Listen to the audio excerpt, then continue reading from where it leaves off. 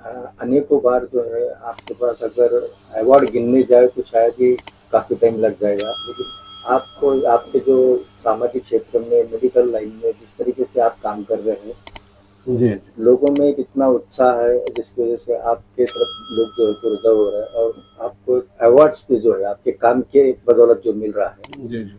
क्या कहेंगे इस पर आप? डॉक्टर का पेशा ऐसा है, नोबल प्रोफेशन बोलते हैं। जी। यानी पेशेंट है तो यानी ऊपर वाले के पास जा नहीं सकता, डॉक्टर के पास आता, यानी खुदा समझ के, भगवान समझ के। तो डॉक्टर का भी काम है कि अपने को जितना समझता उसकी बीमारी दूर करने की कोशिश करना। इसमें ईमानदारी बहुत अहमियत है और इंटरेस्ट लेना चाहिए, पेशेंट का दुख दूर करने की ख्वाहिश रखना चाहिए। सिर्फ पैसा कमाना ये उद्देश्य नहीं रखना चाहिए, क्योंकि पैसा ही सब कुछ नहीं है, लोगों की दुआ सब बहुत बड़ी बात है।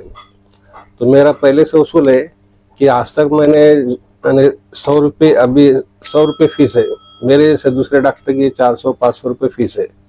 और हर संडे को मैं फ्री चेकअप रखता हूँ और दवा भी कंपनी की देता हूँ। कंपनी की दवा में से जो कंसेशन मिलता है वही मेरी कमाई है। तो अगर पैसा कमाना रहता तो कूट पीस के 100 रुपये की दवा 1000 में भी दे सकता मैं। हम अगर मिट्टी भी दी है तो पेशेंट ले लेंगे भरोसा करके, लेकिन अपने को ऊपर वाले को मुंह बताना है। इसलिए हम क्या करते कि जैसा अच्छी से अच्छी दवा देते, चुन के देते और पेशेंट को अच्छा करने की कोशिश करते। पैसा कमाना ये उद्देश्य नहीं है, एक सेवा बोल के भी है। पैसा नहीं मिलता ऐसा नहीं, कंपनी की तरफ से जो कंसेशन होता है वो हमको पैसा मिलता है, वो हमारी जायज कमाई है। जैसे नाजायज कमाई नहीं करे हमने, इसलिए जो अवार्ड मिले ये सब इस पे मिले। सर किन किन क्षेत्रों से जो है तो आपको अवार्ड से नवाजा गया है? और तो इंडिया के हर स्टेट के करीब करीब आने अवार्ड्स मिल चुके हैं, हर जगह से मिल चुके हैं। और ज्यादातर बोले तो आने महाराष्ट्र के ज्यादा मिले हैं। इस बार कौन सा मिला है? हाँ, इस बार है तो एक अमरावती के संस्था है, wonder 7 wonders of radiant talent welfare society foundation, उनकी तरफ से एक रेडियंट टैलेंट बुक बोल के प्रकाशित होती है। उसमें तो बड़े बड़े इंडिया के जो अलग क्षेत्र के जो खास लोग हैं उनका नाम रहता, तो उनमें मेरा भी नाम एक है। और उसके साथ ही मेरी 2 बेटी है, एक बेटी डॉक्टर है और एक बेटी सीए है, उनका भी नाम है।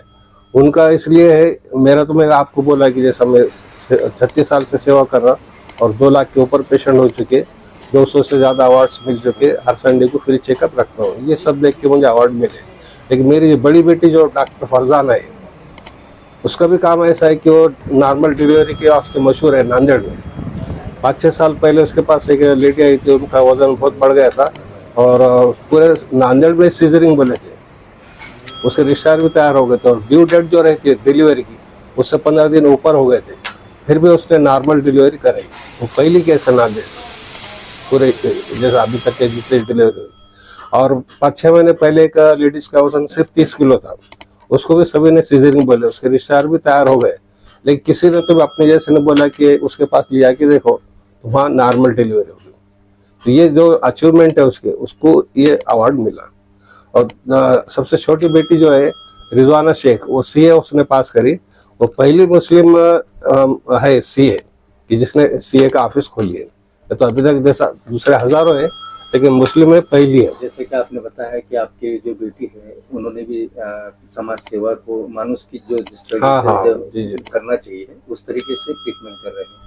तो मैं चाहता हूँ कि सर कि नांदेड़ में जितनी भी पेशेंट्स हैं ऐसे जी जी। जो चाहते हैं कि हमको एक डॉक्टर अच्छा मिले जिसकी वजह से हमारे जो जीवन में जो बदलाव आएंगे, उनको जो जी बचाव होगा, तो वो बाजी का एड्रेस आप बता सकते हैं तो बताइए, ताकि जो हाँ देखने वाले दर्शक हाँ है वो वहाँ तक पहुँच पाए।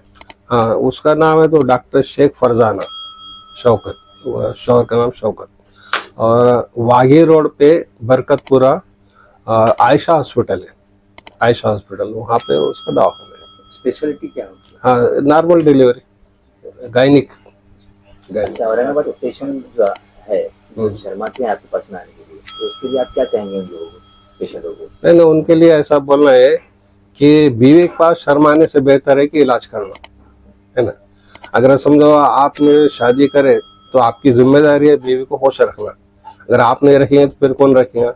अगर आप जैसा शर्माएंगे तो फिर वो औरत है, कहीं भी जा सकती, कुछ भी कर सकती है, उसमें अपनी बेइज्जती है। इसलिए बेइज्जती होने के पहले अपना इलाज करना परफेक्ट होना जरूरी है। सर इसमें कई बार ऐसा होता है कि पेशेंट को लगता है कि भले ही डॉक्टर साहब अगर फीस कम ले रहे हैं लेकिन हाँ। उसको जो लगने वाली जो दवाइयाँ है हाँ वो काफी सारी महंगी होती है, हजारों में चली जाती है, हाँ, जो हाँ। कि वो दे नहीं पाते हैं। बराबर। तो ऐसे पेशेंट्स को आप क्या कहना चाहेंगे कि दवाइयों के बारे में किस तरीके से आप उनको हैंडल करेंगे? नहीं, जो पेशेंट समझो अफोर्ड कर सकते हैं ना, ज्यादा पैसा खर्च कर सकते हैं, उनको हम भारी दवा देते हैं। और जो पेशेंट गरीब रहते हैं उनको जो जैसा चाहिए, उनकी जो लिमिट है उसमें हम दवा देते हैं। दोनों को फर्क होता है, इतना ही है कि जो सस्ती दवा रहती है उसका थोड़ा देर से फर्क होता है, और जो महंगी दवा रहती है उसका जल्दी फर्क होता है। बस ये फर्क। ठीक है।